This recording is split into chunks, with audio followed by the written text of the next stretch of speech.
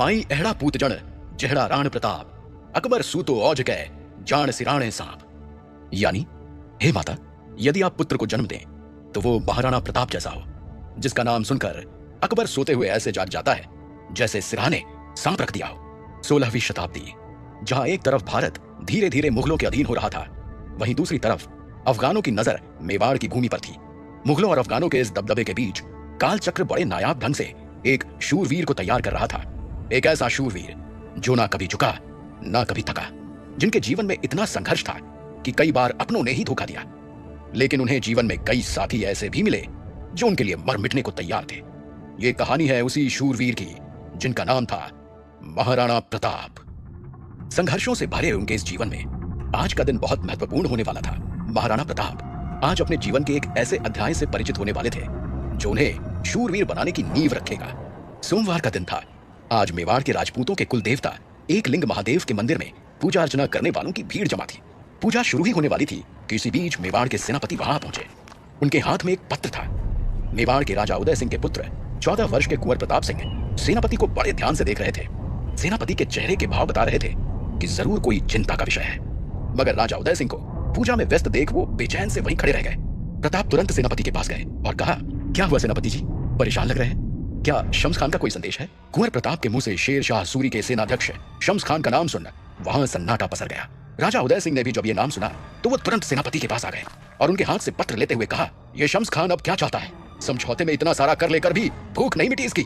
इतना कहकर राजा उदय सिंह ने पत्र पढ़ना शुरू किया। पढ़ते पढ़ते उनके गुस्से का पारा चढ़ गया और उन्होंने कहा, यह नहीं हो सकता, जाकर कह दो शम्स खान से समझौते के तहत जो कर मिल रहा है वो उतना ही रहेगा, बढ़ेगा नहीं। अगर उसे ये मंजूर है तो ठीक, वरना युद्ध की तैयारी कर ले। लगता है अब समय आ गया है अफगानों को मेवाड़ की पवित्र भूमि से खदेड़ कर रख देने का। युद्ध, ये शब्द सुनते ही कुंवर प्रताप के चेहरे पर एक जिज्ञासा थी, लेकिन राजा उदय सिंह की रानियां ये सुन घबरा गई, क्योंकि वो जानती थी कि इस युद्ध का मतलब उनके लिए क्या हो सकता है। राजा का संदेश लेकर सेनापति वहां से निकल गए। तभी कुंवर प्रताप ने पिता से सवाल करते हुए पूछा, पिताजी, क्या हम युद्ध करने वाले हैं? प्रताप का प्रश्न सुन उदय सिंह ने गुस्से में कहा, युद्ध तो अब होकर रहेगा कुंवर प्रताप। शम्स खान की मांगे बढ़ती ही जा रही हैं, लेकिन ये युद्ध आसान नहीं होगा। शम्स खान जानता है इस वक्त हमारा सैन्य बल थोड़ा कमजोर है, इसी बात का वो फायदा उठाना चाहता है, लेकिन अब बहुत हो गया। शम्स खान को उसकी सीमा याद दिलानी ही होगी।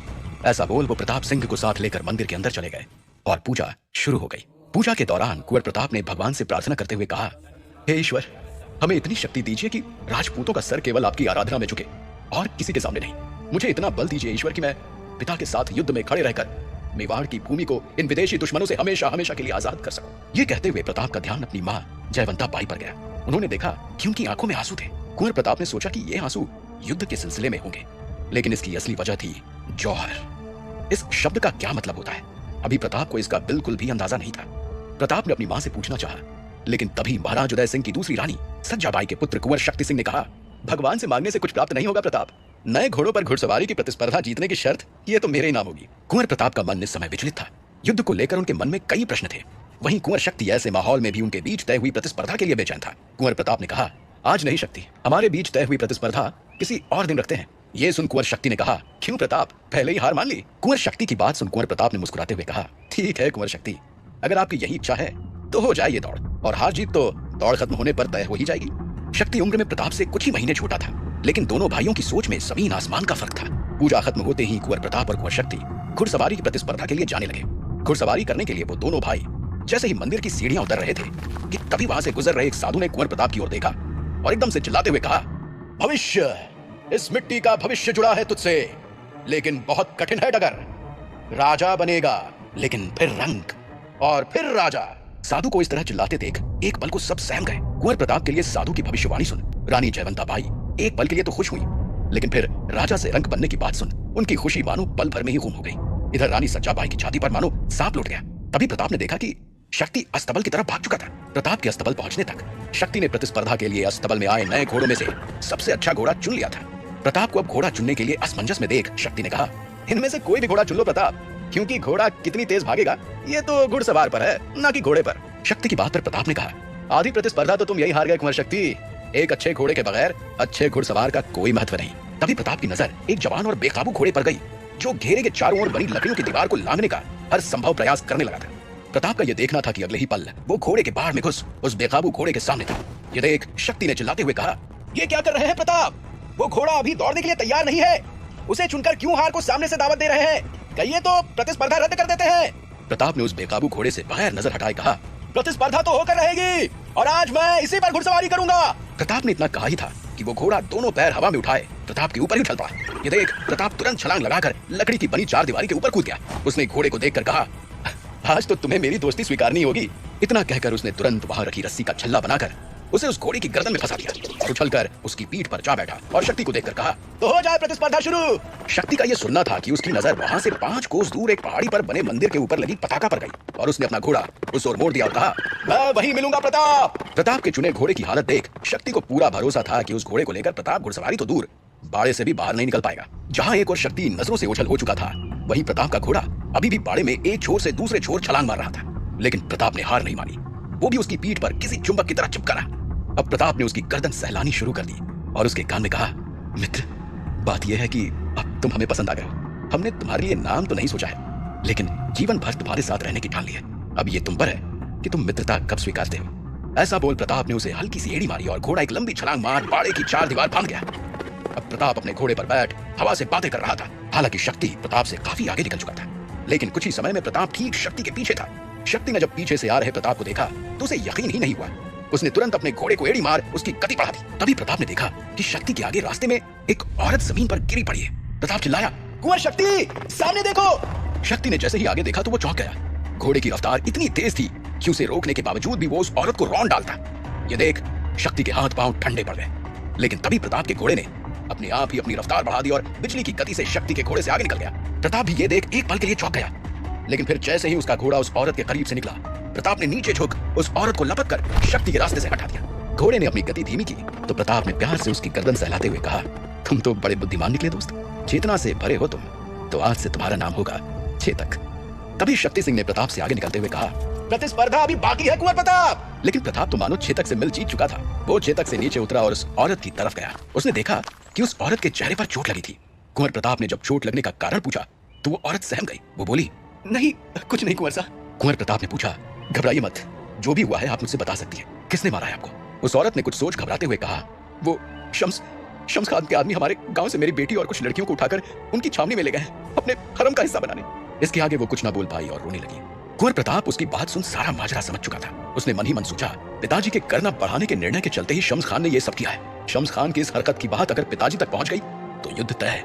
लेकिन अगर मैंने चुपचाप उन लड़कियों को छुड़ा लिया तो वो बच भी जाएंगी और किसी को पता भी नहीं चलेगा कि ये किसने किया। उसके बाद कुंवर प्रताप ने उस औरत से कहा, माँ जी आप घर जाइए, आपकी बेटी और बाकी लड़कियों को सुरक्षित घर लाने की जिम्मेदारी मेरी है। ऐसा बोल प्रताप ने चेतक को शम्स खान के किले की तरफ मोड़ दिया। वही शक्ति सिंह प्रतिस्पर्धा के लिए तय किए गए लक्ष्य की ओर बढ़ रहा था। वो वहां पहुंचकर जीत की खुशी मनाने लगा। इधर कुंवर प्रताप सिंह शम्स खान के किले तक पहुंच चुका था, जहां समझौते के बाद से शम्स खान अपनी टुकड़ी के साथ रहता था। ये एक छोटा पुराना किला था जिस पर जबरदस्ती शम्स खान ने अपना डेरा डाला हुआ था। वहीं उसकी बाकी की सेना छावनी में रहती थी। राजा उदय सिंह ने कई वर्षों पहले ही शेर शाह सूरी और शम्स खान से अपना चित्तौड़ का किला वापस जीत लिया था। लेकिन शम्स खान ने अभी भी मेवाड़ की भूमि छोड़ी नहीं थी। वो उस किले को वापस हथियाने की ताक में था। प्रताप ने चेतक को किले की बाहरी दीवार पर बांधा और अगले ही पल वो रस्सी की मदद से दीवार पार कर किले के अंदर पहुंच गया। किले के अंदर शम्स खान राजा उदय सिंह को नीचा दिखाने के लिए अगवा कर लाई लड़कियों को अपने हरम का हिस्सा बनाने के लिए बेचैन था। उसके नौकरों ने उसके कक्ष को किसी दुल्हन की तरह सजा दिया था। अब शम्स खान को इंतजार था तो उन लड़कियों के आने का। इधर प्रताप किले में उन लड़कियों के कक्ष के सामने था। उसे अब कक्ष के अंदर जाने के लिए बाहर पहरा दे रहे सैनिकों का ध्यान भटकाना था। योजना बनाकर वो कक्ष की ऊपरी मंजिल पर गया और वहां के कक्ष से कुछ पर्दे उतार उन्हें मशाल से आग लगाकर नीचे की ओर लटका दिया। सैनिक आग देख पहरा छोड़ ऊपर की तरफ भागे और रास्ता साफ होते ही प्रताप तुरंत बंदी लड़कियों के कक्ष में अंदर घुस गया। प्रताप सिंह को अचानक अंदर आया देख वहां मौजूद लड़कियां सकपका गई, लेकिन उसने तुरंत अपने चेहरे से नकाब हटाया और उन्हें शांत रहने का इशारा करते हुए कहा, घबराइए मत, मैं राजा उदय सिंह का पुत्र कुंवर प्रताप सिंह हूँ। आप लोगों को कुछ नहीं होगा। मुझे इस किले के सारे गुप्त द्वार पता है। मैं आपको छुड़वाने ही आया हूँ, आप मेरे साथ आइए।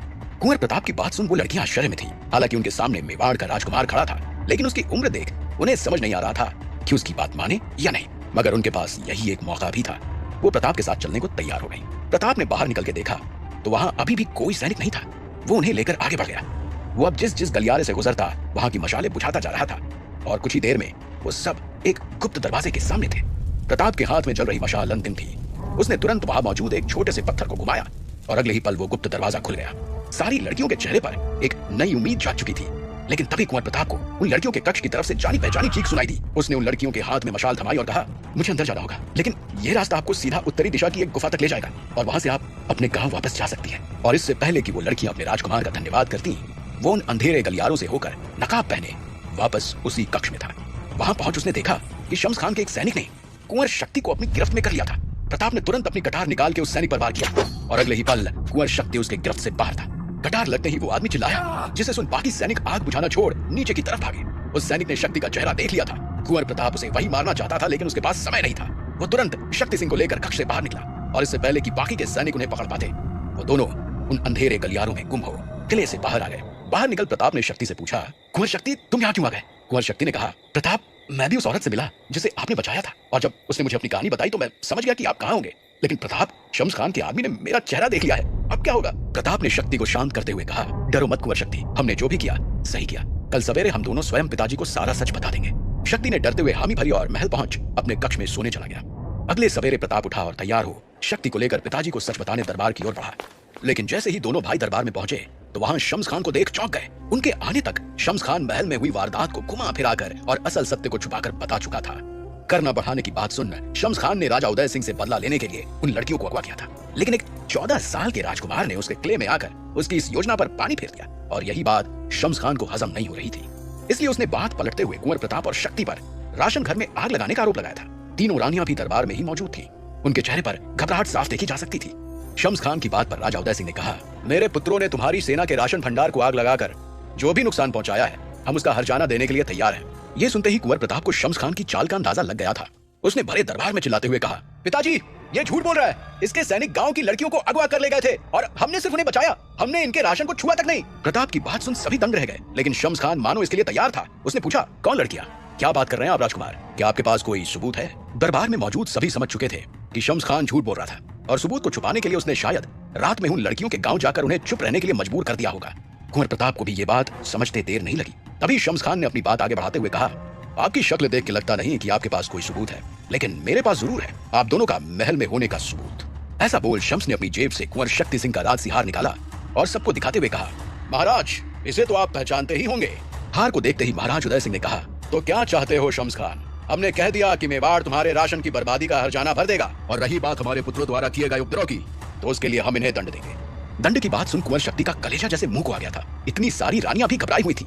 राजा उदय सिंह की बात सुन शम्स खान ने एक शैतानी मुस्कान लिए कहा, महाराज, मैं चाहता हूं कि कुंवर प्रताप सिंह और कुंवर शक्ति सिंह मेरे पैरों में गिरकर मुझसे माफी मांगे। ये सुनते ही प्रताप अपने गुस्से को रोक नहीं पाया और उसने गरजते हुए कहा, शम्स खान, हमने जो कल किया वो हमारा राजपूत धर्म था, और आज एक बार फिर अपना धर्म बताते हुए कह रहे हैं, राजपूतों का सर सिर्फ अपने माँ बाप या अपने भगवान के आगे झुकता है। कुंवर प्रताप सिंह की आंखों में ज्वाला थी।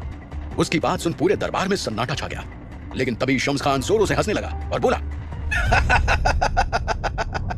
ठीक है, नहीं चाहिए माफी, पर महाराज, राशन के साथ साथ अगर मेरे हरम का भी बंदोबस्त हो जाता तो बस। ऐसा बोलते हुए महाराज उदय सिंह अपनी गद्दी से उठ खड़े हुए, लेकिन प्रताप तब तक अपनी तलवार निकाल उसे शम्स की गर्दन पर रख चुके थे। ये देख, जैसे ही शम्स खान के सैनिकों ने कुंवर प्रताप की ओर अपने भाले ताने, तो दरबार में मौजूद सबकी तलवारें निकल गई। शम्स खान ये देख सहम गया, और इससे पहले कि वो कुछ बोलता, राजा उदय सिंह ने प्रताप की ओर देखा और कहा, कुंवर प्रताप सिंह, राजपूतों का एक धर्म है, चाहे दुश्मन हो या दोस्त, राजपूत सभा में सिर्फ स्वागत करते हैं। राजसभा में हमारे आतिथ्य में कोई कमी नहीं होती, और रणभूमि में हमारे वार में। कुंवर प्रताप का गुस्सा अभी भी 7वें आसमान पर था, लेकिन पिता की बात मान उसने तलवार नीचे कर दी। शम्स खान की सांस में सांस आई। उसे उम्मीद नहीं थी कि एक बच्चा उसकी गर्दन तक पहुंच सकता है। गुस्से में उसका शरीर कांप रहा था। तभी राजा उदय सिंह ने कहा, शम्स खान, हमने जो देना तय किया था वो हम अभी भी देने को तैयार हैं, लेकिन इसके अलावा तुम्हें इस दरबार से और कुछ नहीं मिलेगा। अब फैसला तुम्हारे हाथ में है, राशन या रण। शम्स खान की सारी चाल नाकामयाब हो चुकी थी। उसने गुस्से में राजा उदय सिंह को देखा और कहा, अब मैदान में जंग के लिए तैयार रहना। ऐसा बोल शम्स खान दरबार से निकल गया। कुंवर प्रताप जिस युद्ध को टालने का प्रयास कर रहा था, वो स्थिति फिर से वहीं के वहीं आ चुकी थी, लेकिन प्रताप को कहीं ना कहीं इस बात पर गर्व था कि उसके पिता यानी राजा उदय सिंह शम्स खान के आगे झुके नहीं। शम्स खान के जाते ही राजा उदय सिंह अपने सेनाध्यक्षों के साथ युद्ध रणनीति बनाने निकल गए। रात हो चुकी थी और युद्ध होने की खबर पूरे मेवाड़ में आग की तरह फैल चुकी थी। मेवाड़ में अब किसी व्यस्त दिन से भी ज्यादा चहल पहल थी। लोग अपने बच्चों और औरतों को महल के एक नियत स्थान पर छोड़ हथियार लेकर सेना में जुड़ रहे थे। महाराजा उदय सिंह युद्ध से नहीं डरते थे, लेकिन इस बार उनका सैन्य बल थोड़ा कमजोर था। यह बात शम्स खान भी जानता था और मेवाड़ के सैनिकों की औरतें भी। कुंवर प्रताप भी वहीं सैनिकों की मदद करने में जुटा था। उसने देखा कि वहां आई सभी औरतों ने श्रृंगार किया था। सेना में जुड़ने से पहले उनके पति उनसे इस तरह मिल रहे थे मानो ये उनकी आखिरी मुलाकात हो। वहां से निकल जब प्रताप कक्ष में पहुंचा तो उसकी मां रानी जयवंता बाई भी पूरा श्रृंगार कर आईने के सामने उदास बैठी थी। प्रताप उनसे सवाल करने ही वाला था कि तभी जयवंता बाई ने प्रताप को देख तुरंत उसे गले लगा लिया, लेकिन अपने आंसू छलकने से अपने को रोक ना सकी और कहा, कहां थे तुम पुत्र? कब से तुम्हारी प्रतीक्षा कर रहे हैं? प्रताप ने जवाब देते हुए कहा, मां, मैं सैनिकों की मदद कर रहा था, लेकिन आप रो क्यों रही हैं? और आप और मेवाड़ की सभी माताओं ने श्रृंगार क्यों किया हुआ है? जयवंता बाई ने कहा, पुत्र, ये हमारे और मेवाड़ की सभी औरतों के सम्मान से मरने की तैयारी है। अगर किसी कारणवश इस युद्ध में हमारी हार हुई तो हम औरतें अपनी इज्जत पर अफगानों को हाथ नहीं डालने देंगी। हम जलकर अपनी जान दे देंगी। इसे जौहर कहते हैं प्रताप, और ये राजपूतों की शान है। तुमने देखा है ना कैसे शम्स खान अपने हरम को भरने के लिए लोभी हुआ जा रहा है। यह सुन प्रताप को अब युद्ध का असल रूप समझ आ गया था। उसने अपनी मां को दिलासा देते हुए कहा, मुझे आपका पुत्र होने पर गर्व है मां। अच्छा मां, मैं थोड़ी देर के लिए बाहर जा रहा हूं, लेकिन जल्द ही लौटूंगा। इतना कहकर प्रताप ने मां के पांव छुए और उनका आशीर्वाद लेते हुए मन ही मन कहा, मैं मेवाड़ की माटी का पुत्र कुंवर प्रताप सिंह ये वचन लेता हूं कि मेवाड़ की किसी भी स्त्री को जौहर नहीं करने दूंगा। इस युद्ध का बीज मैंने बोया था और इसका अंत भी मैं ही करूंगा, वो भी बगैर युद्ध किए, कल का सूरज उगने से पहले। ये वचन लेकर वो महल से बाहर निकला, तुरंत अपने घोड़े चेतक पर बैठा और चित्तौड़ के किले की तरफ बढ़ते हुए कहा, शम्स खान आ रहा है प्रताप।